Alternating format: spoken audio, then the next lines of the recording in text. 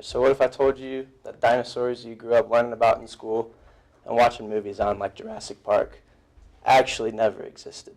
Well, that's what I'm going to talk about. So the timing of dinosaurs, no one had ever heard of them before 1841, and that's like around the peak of evolutionism and stuff. So it was kind of trying to disprove the Bible almost, because the first dinosaur discovery was actually shortly after in 1858. It's like coincidence. They come up with dinosaurs, they discover dinosaurs. And there's fossils going undisturbed for like millions of years, and then they've been able to find them. It's just not that realistic because fossils aren't bones. They're like, they turn into the rock and stuff. So then they'll break up before anybody could ever get to them if they're that old. So evolution.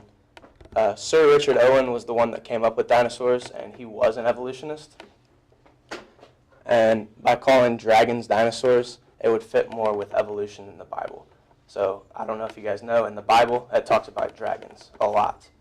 So by saying, like, that finding these bones and saying, okay, there's a dinosaur bones, that would kind of go against the Bible. But if I said they're dragon bones, that actually ties in with the Bible. It makes sense. And evolutionists don't agree with the Bible, so they don't want that to go hand in hand. They got fake skeletons. The bones in the museums are almost always fake. If they used real fossilized bones, there just wouldn't be enough to display. Because I don't know if you guys know this either, no one ever really finds full skeletons. That just doesn't happen. They find bits and pieces, and then they fragment, or they make bones with like plaster and stuff like that. And they base the bones that they find, they base what they think the rest of the skeleton would look like, and then they make a copy of it. And that's what you see in museums. And then the Bible. So like I said before, the Bible talks about dragons a lot. A dragon is actually defined as a sea or land monster, and that would have been created on day 5 and 6 with the creatures of the air and the creatures of the sea, or the land. Sorry. And then carbon dating shows that they went extinct over 50 million years ago. However, with biblical reference, it'd be safe to assume that the earth is less than like 10,000 years old.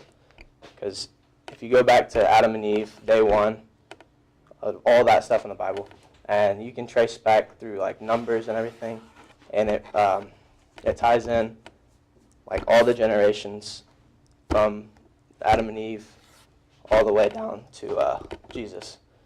And you can pretty much get a rough estimate based on how many years they say that they lived and how many generations there are. You can get an estimate of how much time the earth has been around. And 50 million years, it's just not it. So I think that there were creatures that existed long ago that we don't have today. However, I don't think that they're exactly the dinosaurs that portrayed us today. I believe that there were dragons, as stated in the Bible, and whether or not those dragons are fire-breathing, big-winged dragons like we see on cartoons and night movies and stuff like that, I don't know. I wasn't there. But I do know that dinosaurs, not mentioned in the Bible as dragons were, and that the 50 million years, that just throws me off because I don't believe the earth is that old. And that's all I have.